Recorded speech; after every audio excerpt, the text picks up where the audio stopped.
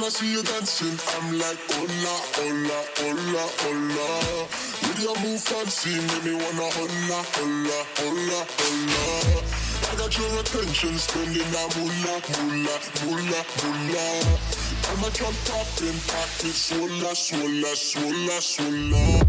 You're listening to the Greeks Gridiron, live with Ethan Haristadoulou. Hello, everybody. Good afternoon. Welcome. I am your host, Ethan Haristadoulou, here with the Greeks Gridiron. We are talking everything about Super Bowl 55, the absolute shellacking that the Buccaneers laid down on the Kansas City Chiefs last night. Big game, big results, a one-sided affair from pretty much start to finish. That Buccaneers defense, just getting it out of the way, just wow. Wow is all I got to say. You know, we talked a lot about the offenses going into this game, but boy, did we not give enough credit to these defenses going into it. They just looked absolutely phenomenal. The Buccaneers defense, from the secondary to the linebackers to that defensive front that absolutely ate the Chiefs O-line from the very beginning to the very end, was just a complete demonstration of dominance, and why you always have to go back to the very classic saying of defenses win championships. Without a doubt, probably one of the more dominant displays we've seen recently in the Super Bowl. The last time you could see something like this would probably be when the Seahawks and the Broncos played back in Super Bowl 48, when Russell Wilson took on Peyton Manning, and that was a complete blowout on that end as well. So let's just jump right into the very first piece of the show here. We're going to talk about our question of the day. It's a pretty simple one, but I'm very curious to see what everyone has to say as far as this one goes. How many more Super Bowls is Tom Brady and the Buccaneers going to win? The way they looked last night, if those are the two best teams in the league and they were that far ahead of the team that they were playing, I mean, you got to look at Tampa Bay as the favorite to be going into the Super Bowl, at least for next season and maybe even the year after, if they're able to keep their team together, which Bruce Arians quoted as saying, you know, he feels really good about being able to keep a lot of the players this offseason. And if they're able to hang on to even the vast majority of this team, the one thing that was suspect about the Chiefs last year was their defense. Obviously, it played well, but it was definitely not as good as this Buccaneers defense. I mean, leaps and bounds. The Bucs have put together something else there. Ndamukong Suh, Vita Vea on the front there, Shaquille Barrett just flying in. The tackles, man. There's just so much wrong with that Chiefs offensive line. It's unfortunate they lost the tackles that they did at the beginning, earlier in the weeks leading up to the Super Bowl. Really unfortunate because, you know, I think that game showed, if it showed anything, that you literally can't do anything without having an offensive line in the NFL. Losing a left tackle and a right tackle, that's got to be hard. For those of you that didn't know that Duvernay Tardif, he chose to sit out for the season for the Kansas City Chiefs, their right tackle. So he was at home watching the game on television. And then obviously Eric Fisher, their left tackle, he got hurt during the AFC Championship game. So it really just kind of set the Chiefs up to not be able to do literally anything against that offensive line. And like I mentioned last week, their left guard, Andrew Wiley, PFF rated him a 54.9 on the PFF scale out of 100. So, I mean, terrible overall. I mean, at that point, you're looking at two good starting offensive linemen and three massive holes to work with without Eric Fisher anchoring that left side. So real unfortunate for how it turned out for them. But again, how many more Super Bowls will Tom Brady and the Bucs win? I mean, in my honest opinion, if they keep it together and they're able to keep the majority of their team intact going into next season, the Buccaneers were two different teams going into Week 13's bye week, and then from then on, they were, trying to figure out their offense, their defense, essentially their identity, who they were. They were 7-5 coming into the bye week, and then from there, won every single game all the way out to the Super Bowl. So you got to believe that with the way this team looked to finish off the season and how strong they finished everything, if they can keep their pieces in, I would put money on the Buccaneers winning next year.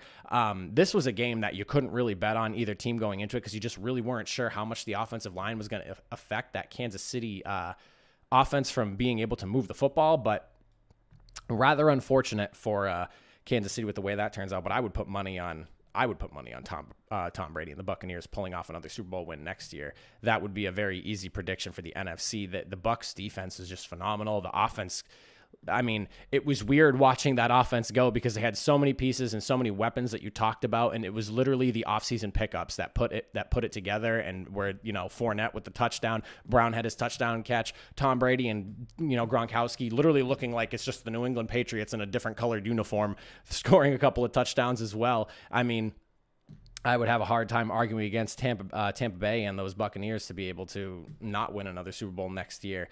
Beyond that, just a few takeaways that I wanted to go over as far as the Super Bowl is concerned. So Brady now second quarterback to win the Super Bowl title with two different teams, Peyton Manning being the first one to do it with the Denver Broncos 5 years ago in Super Bowl 50. So now he is the only other quarterback to have been able to get that done. Beyond that, Tom Brady has an NFL record now, 5 Super Bowl MVPs, just extending his record of that. Which I will talk about that. Actually, no, since we're on the topic of it, I'll talk about it right now. I understand Tom Brady, 3 touchdowns. He had about 200 and some odd yards. If I had to pick something out of this game that stuck out to me the most and seemed to be the key cog to get everything going the way it did, Devin White on the Tampa Bay defense, their second-year linebacker, he is good. When you talk about stuffing the run, playing in coverage, I mean, he anchored that defense. He looked phenomenal. He had an interception, 12 tackles. He got into the backfield twice for 2 tackles on losses. I mean, my God, he was everywhere on the field. So if I had to pick somebody outside of Brady, and honestly someone who I felt kind of deserved it, but with the way this league is and how quarterback loving they are, I had, and I saw some pundits tweeting about this too, that, they're not going to give it to Devin White, but Devin White is somebody who I felt deserved that MVP. He was an absolute game wrecker for them. He was all over the field. He got in the backfield. He had the pick. I mean, he made it felt like no mistakes, and he was able to really do an awesome job in controlling that center of the field for them. So Devin White, shout out to him. He didn't get the MVP. Obviously, Brady did, but if I had to pick somebody who deserved it, it was definitely Devin White. Brady now has 7 rings. At this point, he has more rings than any other team in the NFL combined. He is looking at Brady with 7, and then the Pats and Steelers have 1 less than him with 6, and then the 49ers and Cowboys both have 5 apiece as well. So Brady 1 and 2 rings ahead of entire organizations as a single quarterback in the NFL, to go along with being the second QB in NFL history to win a title with 2 different teams. So just a lot of history being made. As I talked about last week going into the Super Bowl, I mean, there was going to be history made on either side of the field, regardless of who won the game, whether it was going to be Tom Brady and the Buccaneers or Patrick Mahomes and his Kansas City Chiefs. There was history to be made on either side, regardless of the winner. So you couldn't really be upset with either team losing or winning, because in essence, it was great for football either way. Beyond that, a huge night for women in the NFL. As you all know, coaches starting to be hired, women taking the places of what was essentially at one point just strictly men coaching NFL football teams. Lori Locust, who's the assistant D-line coach, and Maral Javadafar, assistant strength and conditioning and also the physical therapist of the Tampa Bay Buccaneers, both being the first women to win a Super Bowl championship on a team as a coach. Massive night for them. And then alongside that, Sarah Thomas, for those of you that did not know, which the NFL was showing her all night long, was the very first official that was a woman to officiate the Super Bowl. So massive, massive night for women in the NFL. It's great to see the boundaries being broken. It's crazy it's taken this long, but I mean, in one night, you want to talk about a wave of accomplishment for them. So shout out to those women for, pushing themselves into a world that is just predominantly men and men only, and masculinity. That's just what is football. And for them to be spearheading a movement like this and showing that, hey, you know what, women can be just as big and just as big of a part of something like the Super Bowl and the NFL as a whole is phenomenal. But moving forward, let's just kind of dive into the Super Bowl recap. I have so much stuff written out here I want to talk about with you guys. And we're going to start out with what I think is the highlight of the night. And I understand Brady's 7 rings, 5th Super Bowl MVP. It was a big thing for him, coming to Tampa Bay and winning that ring. But the defense of Tampa Bay needs love. And when I say love, they need love. This defense was outstanding. They completely throttled Kansas City's O-line. And on top of that, they did it without even really blitzing or having to bring extra pressure in. They only brought the blitz 11% of their plays on defense. That is a minuscule number. And on top of that, with what I talked about last week on Monday, you got to bring the pressure to ruin what Brady's doing. To ruin what Mahomes is doing on that side of the football. And the fact that they were able to bring that pressure and not have to assign extra people to blitz in on top of just the 4-man rush was huge for them. It allowed them to drop back, 7 people into coverage and just be able to really play back and shut down that Kansas City offense, because not only were they getting the pressure, but there's nowhere to go. They were able to line up with, their receivers. You have 3, 4, 5 people running around the field trying to make a pass, but you have 7 people out in coverage while you only have 4 people on the line rushing the football. It was just a recipe for success. That defensive front, Vita Vea, Ndamukong Suh, who I marked as a key piece for that defense, who wound up with a sack and a half during the Super Bowl. Shout out to him, because he took advantage of the mismatch that they had. With Wiley being there, Eric Fisher out, and on the right side, they're missing Duvernay Tardif. He made the most of being the interior pressure, and obviously having Vita Vea there just opens up even more for him. Getting in for that sack and a half. The defense, I can't stress this enough. The defensive front just completely destroyed Kansas City. Out of this world, but it was great to see. I love defensive football. And when you can have a defense, especially one that doesn't need to blitz, but can still bring that pressure and make the quarterback scramble, which, if you didn't watch the Super Bowl last night, Patrick Mahomes, he's known for moving around in the pocket, and he's known for, making these crazy throws on the run and whatnot. He was not trying to extend plays last night.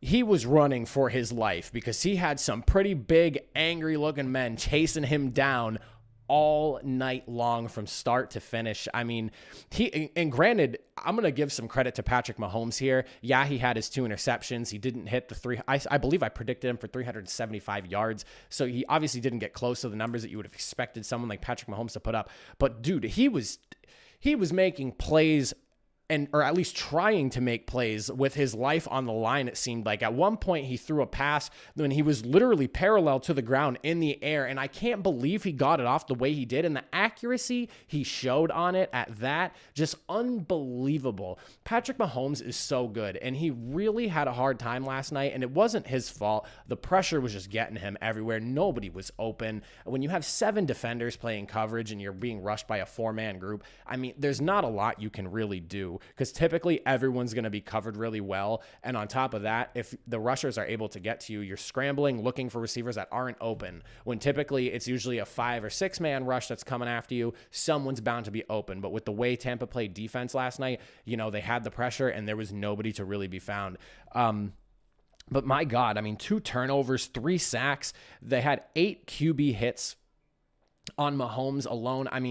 He had to be shook the entire game, stressed out to the max. When you're getting pressure like that, there's just really not a lot you can do as a quarterback, no matter how gifted and athletic you are. And Patrick Mahomes certainly no exception of that. Again, just going back to the old adage, the defense wins those championships. The Buccaneers defense, the highlight of the night, in my opinion. I know Tom Brady got the MVP award, but you cannot take away from what this team did on defense and how they were able to shut down what is considered one of the better offenses to have graced the NFL in recent memory. They were outstanding. And just a little side note thing that I wanted to pull up here that I appreciate so much, because you love to see things when, what goes around comes around.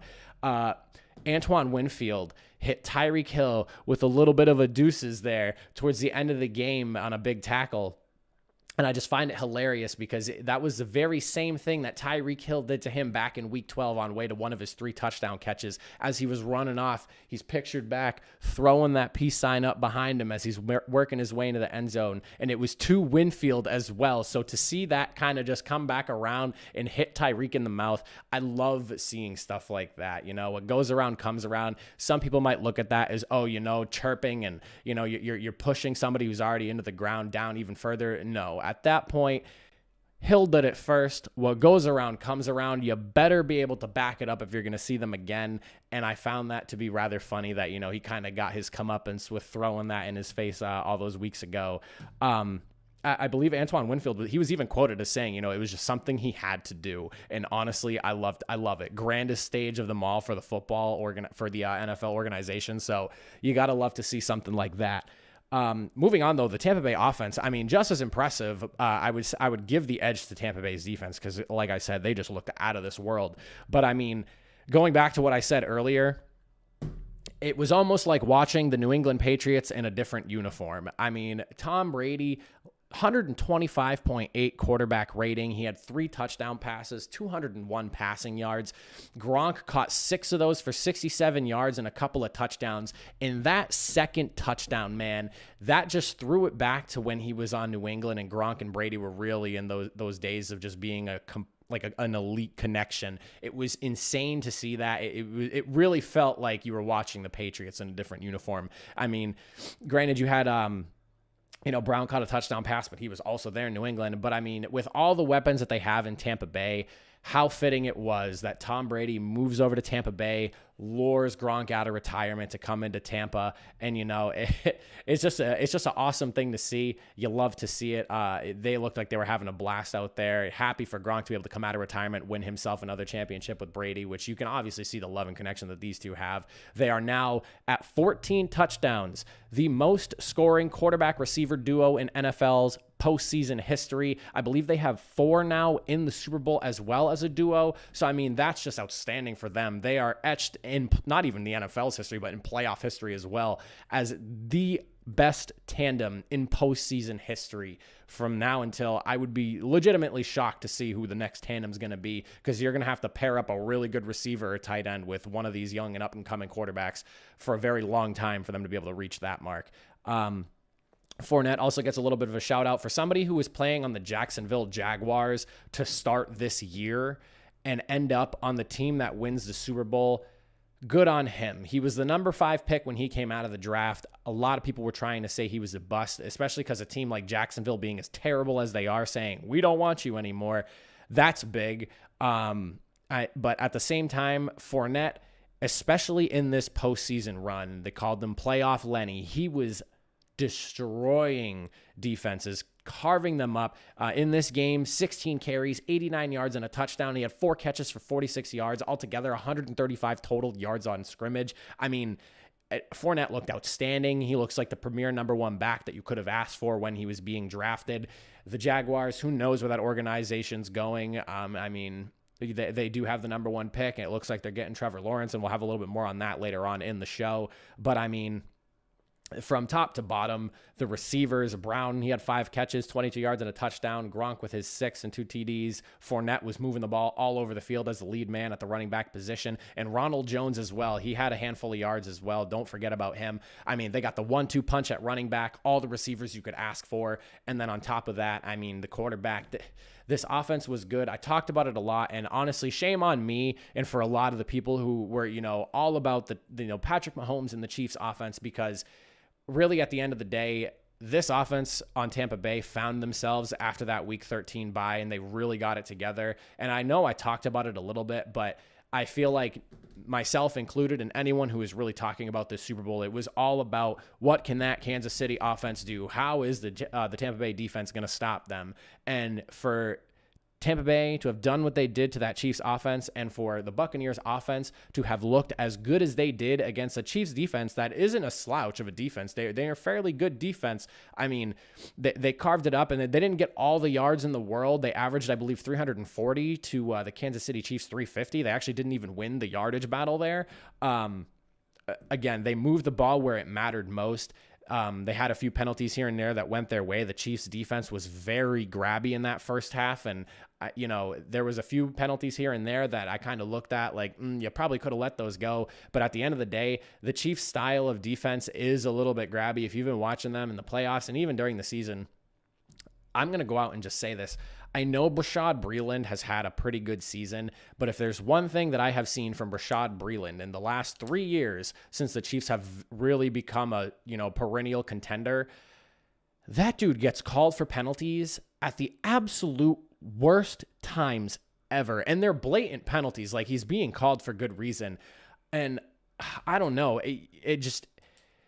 There's penalties that I've seen in the past, in the Super Bowl last year, in the AFC Championship game against the Patriots 2 years ago. I'm curious if he continues to be on this Kansas City Chiefs defense and if they continue to bring him forward, because, man, he just had some really bad penalties, and I've seen him get called for holding and pass interference because he's losing a matchup a lot. So I'm very curious to see where that ends up going. But beyond all the offensive numbers and the defensive numbers of Tampa Bay, just a couple of quick notes from things that were said by players. Gronk and Brown are both quoted as saying they want to come back to Tampa Bay. I'm very curious to see. I think Gronk has if I'm not mistaken, a 2-year deal, but it might only be a 1-year deal. I could be wrong on that. I know Brown only signed a 1-year deal. I'm curious to see if he's down to come back on another cheap deal just to ring chase with Brady, because at this point in his career, Antonio Brown has made an absurd amount of money. If he's been smart with it, he shouldn't really need money. He should just be playing for rings. If he's worried about his legacy and what he's going to leave behind and how people are going to remember him as with being a receiver in the NFL, I mean, ring chasing is all he really has left to do in his career, and he probably doesn't have a ton of years left in the league. So I could see him taking a cheaper deal just to stay in Tampa Bay and be a piece, especially because now that he really knows the offense and you can see he's really starting to get it together. I mean, Antonio Brown could end up being a nightmare matchup for at least another year or two minimum if he is able to really return back to that Antonio Brown form that we used to see him as before he started getting into all of his issues off the field. And then Arians is also quoted as saying he wants to go for a second ring, so he's 100% going to be back. He, no questions asked. I believe they asked Brady on the podium during the post game. He was like, "Yeah, I'm coming back," like no doubt. So I mean, everyone's coming back. Brady, Brown, Gronk, they all want to be there. Arians says he was going for 2, and he sounds like he believes strongly that they're going to be able to keep a majority of this Super Bowl team intact, and that's realistically the key. You saw that with the Chiefs this year. 2 big pieces to repeating with the Super Bowl is firstly, keeping your team together, and secondly, hoping that you don't get struck with any of those bad luck injuries. And that's kind of what happened to the Chiefs here. They had pretty much everything together. The, pandemic hits. Their right tackle decides to sit out for the season, which Duvernay-Tardif is a big piece of that offensive line, and they were doing well without him, but I feel like, this offense wasn't as good as it has been in years past. And that is attributed to them missing him and then also losing Eric Fisher going into the Super Bowl. So hopefully, if Tampa Bay is lucky enough to keep as many of their core players as possible around and they're able to avoid the injury bug, they should be good to go. And I mean, the way they played, especially that back half of the stretch after their bye week, Tampa Bay in the Super Bowl next year doesn't sound like anything that's too far-fetched to me, so I would not be surprised if we're going to be seeing Tampa Bay again. But beyond that, looking at the Chiefs, the big thing I have highlighted here for myself, the 11 penalties for 120 yards. I mean, you gave up a football and a football field and a quarter, so you can't really expect to win a game when you're shooting yourself in the foot, and not even just shooting yourself. You might as well just cut the whole foot off at that point. I mean, 11 penalties for 120 yards. Like I said, there was a few penalties. I'd say about 3 that I thought were pretty bad. There was a holding penalty pretty early on that was, they didn't even show a replay for it. I thought it was a pretty bad call. They gave the pass interference to Tyrann Mathieu. It was late, I believe, in the 3rd or 4th quarter, where Brady threw the ball way out of bounds, and it gave them a 1st and goal right on the 1-yard line. I felt like that ball was completely uncatchable, no real reason. I mean, Brady threw that because of the pressure, not because he was open. It was pretty obvious on that play, in my opinion. And then on top of that, Another issue with the penalty I had when Tyrann Mathieu and Tom Brady were kind of chirping back and forth at each other. I understand that Mathieu kind of got in his face and said what he said, but Brady chased him down and then proceeded to yell at him in his face. Typically how that kind of stuff goes when it comes to like those types of penalties, the personal fouls and stuff like that, that's usually to the reactionary person. And in that case, you'll look at Brady as the guy who reacted to what Mathieu initially said. So, I mean, unless it's a case of what Mathieu said, I don't know. But overall, I mean, even if you scratch out those 3 penalties, you still are looking at 8 penalties on defense. The Chiefs were holding left and right. There was some good pass interference calls. I know other people were arguing the tie-up with the legs and whatnot. Regardless of whether it's intentional or not, that is pass interference. You interfered the receiver from making the catch. It's kind of on you to make sure you don't tie up your legs with the receiver there, regardless of whether it's deemed intentional or not. So, I mean, the only 3 penalties I really looked at that I thought weren't good were those 3 that I mentioned.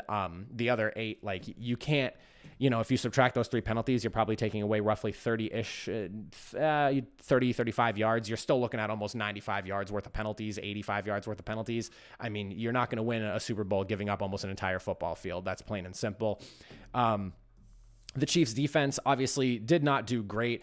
2 quarterback hits and a sack. I believe I'm looking at it right here. The key player to stop for the Chiefs that I mentioned in my show last week on Monday is you got to bring the pressure to Brady. You have to disrupt the offense that they're trying to run. And there was next to no pressure at all from the Kansas City Chiefs. Again, you only hit the quarterback twice, once bringing him down for a sack. I mean, you don't win a championship, especially a big game like that, against somebody who's already 6-3 in the Super Bowl, now 7-3 after the game. You gotta bring the pressure to Brady, whether it's through blitzing, whether it's through just a 4-man front, whatever it may be. You got to disrupt the offense. That's the only real way you can really shut down Brady. So, I mean, with that, it was just a very bad showing by the defense. They were just kind of getting carved up. Fournette was running all over them left and right. So you can't really... you just don't win a Super Bowl that way, plain and simple. DN Frank Clark was mentioned and quoted as saying, a big thing with him. He didn't really want to blame the penalties, but quoted as saying a lack of execution on gap assignments and missed tackles really hurt them. And I could not agree more. It just seemed like that, defensive line was a complete sieve for the running backs to just make their way through. Fournette and Jones, I mean, they totaled out altogether for a little bit over, I believe it was roughly around like 120, 130 yards rushing. And then on top of that, I can pull that stat up right now just so I can be precise with that number. Let's see here. Total rushing yards. Tampa Bay had 145 rushing yards altogether. So, I mean, just a complete sieve, letting people run through all over the place. You can't let that happen. And then on top of that, no turnovers. You're not going to beat a Tom Brady-led team without forcing an interception or 2 minimum. Like, literally, just in the NFC Championship game, Brady threw 3 interceptions and still won the game. You think you're going to win without 0 turnovers? I'm sorry. No, that's just not how that's going to happen. Chiefs defense not looking good. Forcing penalties left and right. I mean, very grabby. They got to figure something out. I mentioned Rashad Breeland earlier. I do not understand how he can keep letting up big plays in the positions that he does with the penalties that he is called for. I feel like I've seen him in a lot of big games get called for stuff, and it's always his name. So, they really got to figure that out. I think that they need an upgrade at corner. That's probably a big piece that Kansas City needs to look at going into this year's draft and the offseason, is if there's a big name at cornerback that they can sign, maybe let go of one of theirs, if it's Breeland or someone else. If they really feel like Breeland's a good piece, if they can maybe move him to not be going after the very best receivers in the league every week that he's playing, and maybe slot him into like the number 2 spot and put an actual premier corner in the number 1 place. And maybe that'll help, with those penalty issues. But the Chiefs need to look at a corner heading into this offseason for sure, whether it comes from the draft or offseason, but they got to do something about that secondary. Obviously, Tyrann Mathieu is great, but outside of that, I mean, no real big names playing in that secondary for them. The offense, story of the Super Bowl, everyone knows what was going on there. Tom Brady. Patrick Mahomes was running for his life in this game. Like I mentioned earlier, Patrick Mahomes as the guy that, is on the run, making the big plays, throwing those weird passes. Mahomes had 2 absolutely insane throws getting tackled that were nearly catches both times. I cannot believe the accuracy that and I know, and the NFL is so pro Patrick Mahomes, it's ridiculous. Their highlight reels are always of him. Their Instagram feed is Patrick Mahomes every single other day, at least, if not every day. I mean, they love the guy. And I know he gets all the love and admiration, but honestly, he deserves it. And it's for those 2 incompletions that he had. I mean, at one point, he was getting sacked on the sideline, and as he got spun around, was able to release the ball hard enough that it flew all the way to the end zone and still hit his receiver in the hands. And then the second one on the opposite side of the field, on the right side of the field, again, getting hit and was pretty much parallel to the ground, falling as he threw the ball, and had enough heat on it to hit his receiver right in the face. The receiver dropped it. That should have been a first down play right there.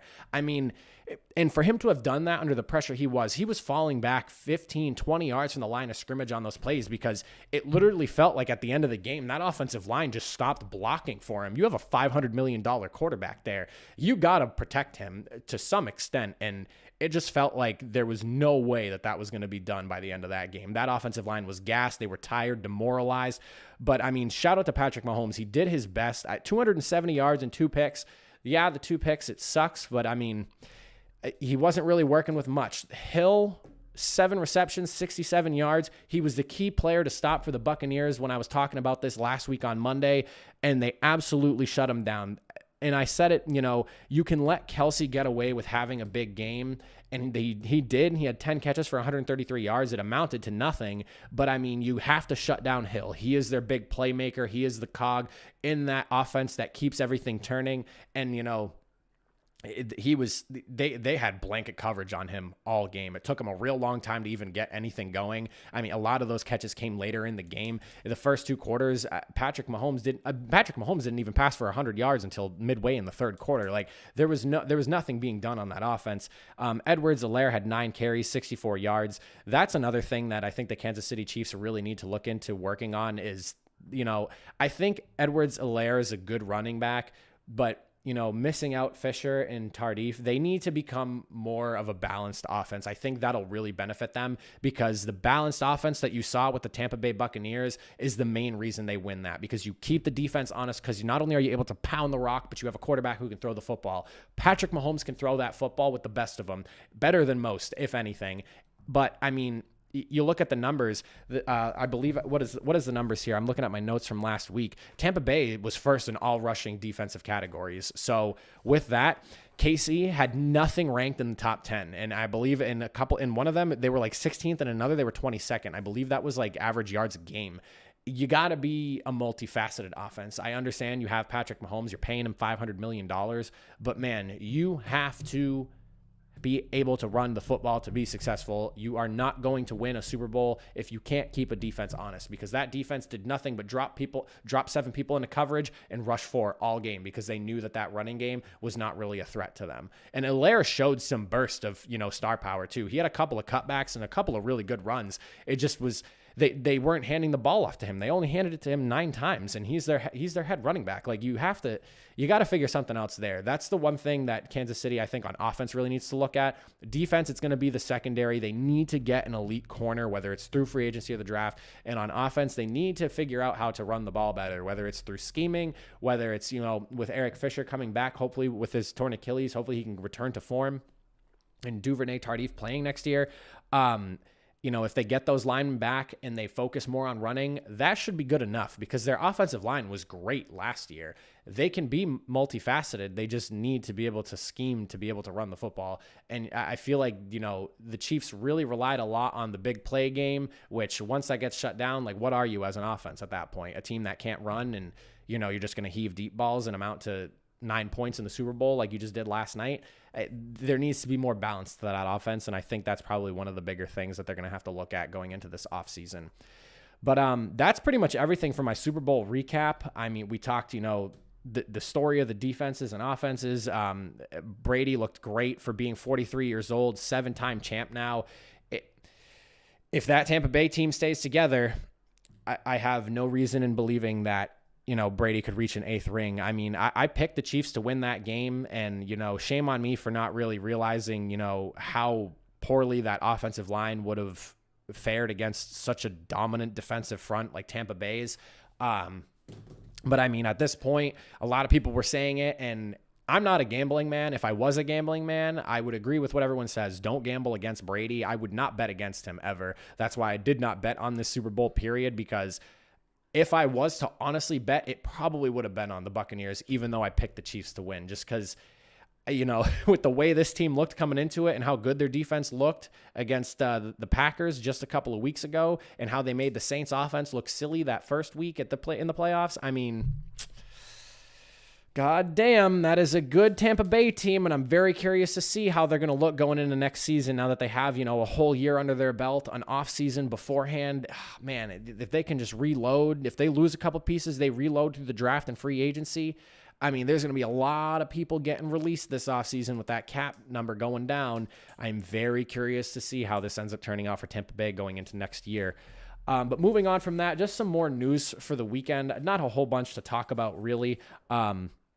First and foremost, the Hall of Fame class of 2021 was announced. The awards also happened Saturday night as well. Aaron Rodgers getting MVP, Offensive Player of the Year going to Derrick Henry, Defensive Player of the Year going to Aaron Donald. A lot of people saying that TJ Watt probably would have been the better pick for that.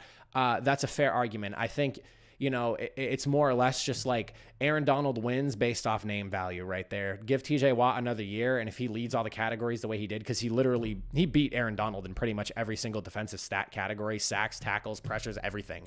I really just think it's because Aaron Donald is a household name. That's probably why he got it, and I feel like the voting for it was probably pretty close. There's no way that it was a unanimous or even close to a unanimous decision for Aaron Donald. Offensive Rookie of the Year going to Justin Herbert. A lot of people shouting for Justin Jefferson on that one. But Herbert, man, he broke the passing touchdown record for a rookie in a season. Herbert he was phenomenal. Watching him play was phenomenal. Seeing Justin Jefferson's highlights, though, I didn't get to watch a lot of the Vikings games, but I did see a lot of his highlights. He's a stud. He's going to be good. If you have Randy Moss signing cleats for you, and he's giving you the respect for putting up the numbers on the team he also put the numbers up on, I mean, you can't really deny him. He's gonna be great, and it's one award. It doesn't take anything away from Justin Jefferson. That dude played out of his mind this year. Beyond that, Coach of the Year went to the Cleveland Browns head coach. So Stefanski gets that. Comeback Player of the Year, Alex Smith. So I believe every single award went to the players that I expected, if I'm not mistaken, because I picked Aaron Donald for defense. I was expecting Derrick Henry on offense. MVP was for Rodgers. Yeah, everyone that I expected to get awards got the awards. I like to think I have a pretty neutral viewpoint on everything in the NFL, so I try to keep my fandom to the side on who I like and dislike and whatnot. And even then, I really don't dislike anyone in the league. But I mean, and the Cleveland Browns thing, when you just look at their story, I understand there's maybe a few players or a few head coaches that really deserve that award, but what he did with that Cleveland Browns team, from how bad they were last year, to be able to rally them into a coherent group and actually get into the playoffs and win a playoff game, huge for Cleveland. 100% I believe he was the right choice for that award. Then secondly, the Hall of Fame class of 2021 was also announced as well. So some big names going into the league, into the league's Hall of Fame. Calvin Johnson was a name that some people seem to have debated. He only played 8 years. He didn't win a ring, obviously. He set the season record for receiving yards with 1,964 yards. He also has the second highest yards per game number in NFL history. Calvin Johnson is probably the prototype wide receiver. If you could put together a wide receiver, it's Calvin Johnson. I only say Randy Moss is the best wide receiver in the league because he has the numbers, he had the ability, the build, he had everything. I got flack for saying that Moss is the best. What about Rice and all his numbers? Look, Rice had 2 Hall of Fame quarterbacks in Joe Montana and Steve Young.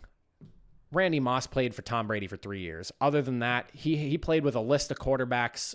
He was on the Raiders for a while, and outside of Dante Culpepper, who did he really have throwing him the football at any point? And I mean, even then, you could argue Dante Culpepper was only good for a handful of years. Calvin Johnson, if he had been able to play longer and play in a better organization, he had Matthew Stafford, which allowed him to put up monster numbers. And this is why I argue that Matthew Stafford is a great quarterback, because he was able to put up monster numbers still. And Matthew Stafford's a phenomenal quarterback, and he's going to do big things on the Rams. I'm sure he's going to attract some suitors to go over there. People are going to be ring chasing. You got to build a team to compete, and you're going to have to eyeball the Rams. They had a phenomenal defense. It was their offense that held them back. Matthew Stafford's going to be a big upgrade over Jared Goff over there. But aside from all that, Calvin Johnson, perennial wide receiver, 3-time first-team All-Pro. I mean, I understand some people are saying first ballot. The guy is literally the prototype wide receiver. If you had to build one and put one together, it's going to be Calvin Johnson. Peyton Manning, also 2-time Super Bowl champ, 5-time NFL MVP, held a number of records before Tom Brady and Drew Brees played hot potato this season, passing the record around back and forth. Charles Woodson, 3-time first-team All-Pro. He won a Super Bowl as well. He played for a very long time at the corner position, then reinvented himself as a safety and kind of, showed corners that, hey, once your cornerbacking days are over and you're not as quick, you can always just kind of convert yourself to safety and keep the career going if you really wanted to. Woodson was a phenomenal player. On top of that, Drew Pearson, the very first person to ever catch a Hail Mary. He was the senior finalist. He got himself put in there. He was an undrafted free agent, ended up being a 3-time All-Pro, 1-time Super Bowl champ. Alan Fenica, 6-time first-team All-Pro and Super Bowl champion with the Pittsburgh Steelers. When I was really getting into football, Alan Fenica was around, and he was the lineman that I always heard about, paving the way for his running backs. Alan Fenica, phenomenal player, phenomenal offensive lineman. If you know me personally, I am a big fan of offensive line play, and Alan Fenica was definitely a guy I love to watch running through defenders, paving the way for his big running backs coming behind him. Bill Nunn, he was the backbone of the Steelers of the 70s. People say, he was the scout that put together the Steel Curtain. He was there for bringing in a majority of the big players that led to the Steelers getting those 4 championships and those 4 championships that they got. John Lynch finally makes it into the NFL's Hall of Fame as well. 2-time first-team All-Pro and a Super Bowl champion. He got himself in there. And then Tom Flores, he was the league's first minority coach to ever win a Super Bowl, and he's also a 2-time champion as well, winning them both with the Raiders. So shout out to the Hall of Fame class of 2021. This is a very stacked list of people. I mean, these are all household name players. Drew Pearson was the only person I really didn't know about, but then once I looked into him, the very first person to catch the Hail Mary, imagine that having to your name, and the fact that he was an undrafted free agent and ended up a 3-time All-Pro and champ. I mean, you can't ask for a better story than that. Outside of that, though, to pretty much wrap up the show, not a whole bunch else to talk about. A couple of big stories that did come out this past weekend, aside from the Hall of Fame, the awards, the big game and everything like that. Sounds like Carson Wentz is expected to be traded in the coming days, maybe within this next week. He should be gone from the Philadelphia Eagles. The Colts and Bears are the 2 biggest teams that have rumored to be bringing him in or trying to bring him in.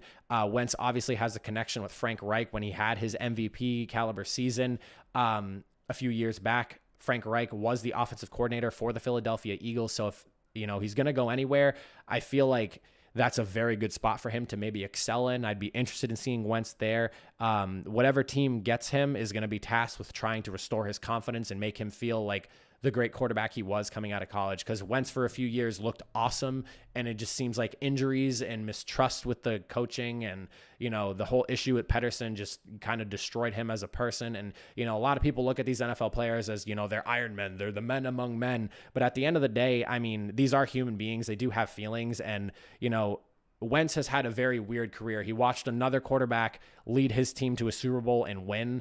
It's led to a very weird dynamic for him in Philly, and I think it would be best for him to just get out of there and be playing elsewhere. So with that, should Wentz leave, he's going to be leaving about $34 million in dead money on the Eagles cap number. Going to be a big number to try to overcome. They'll probably spread that out and try to push more of that money into the following year. Obviously, with the cap situation going on in the NFL, it's looking to be around $185 million is what people are starting to project for next season's cap.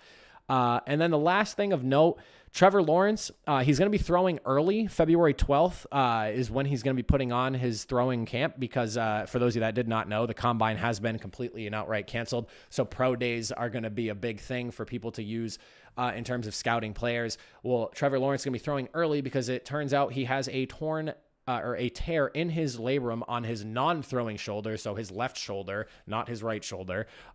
So, no worries on that. It was just a little thing that they found going through, I believe, a physical or something.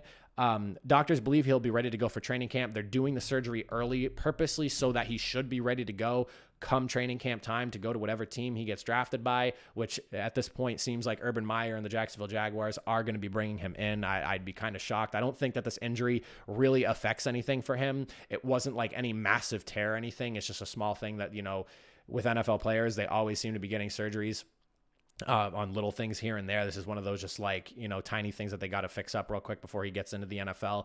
I don't expect this to alter anything in terms of what the Jaguars are planning on doing.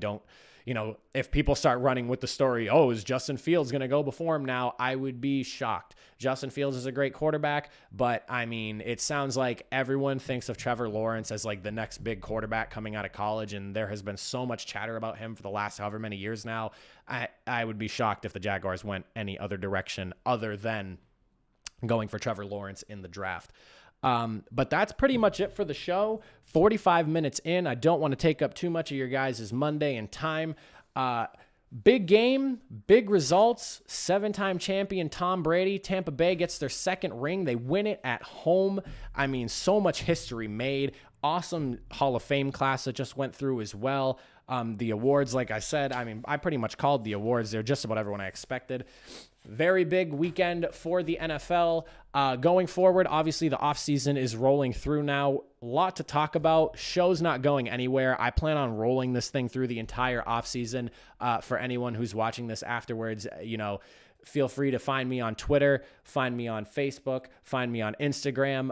My name, Ethan Hristodoulou, is the same on Instagram. If you're unsure of how to spell it, right at the beginning of the video, my nameplate's on there. You can find it up there. On Twitter, I am Greeks Gridiron. So if you guys want to tweet me there, have the conversation using the hashtag that is over on this side down in the corner here, hashtag Greeks Gridiron. You can join in on the conversations that we have out there on Twitter. I don't really have much going on there yet. I just started up the page not too long ago, so feel free to give me a follow on there. I like to post about my thoughts and opinions on everything, and I'd love to interact with the audience more. But with that being said, that is just about everything I got for you guys. Thank you all for joining me. Happy Monday. The season is over. It is now probably one of the sadder times of years because football is done. We will be back this Thursday, 1 p.m. Eastern Time. As always, I am your host, Ethan Hristodoulou.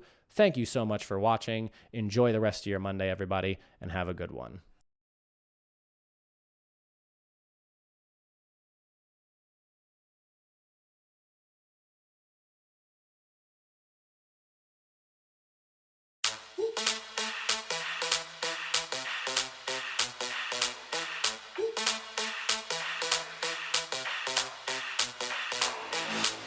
When I see you dancing, I'm like, hola, hola, hola, hola. With your move fancy, make me wanna hola, hola, hola, hola. I got your attention, spending that moolah, moolah, moolah, moolah. I'm a drop popping, pocket, swola, swola, swola, swola. You're listening to the Greeks Gridiron, live with Ethan Hristodoulou. Swola, swola, swola, swola.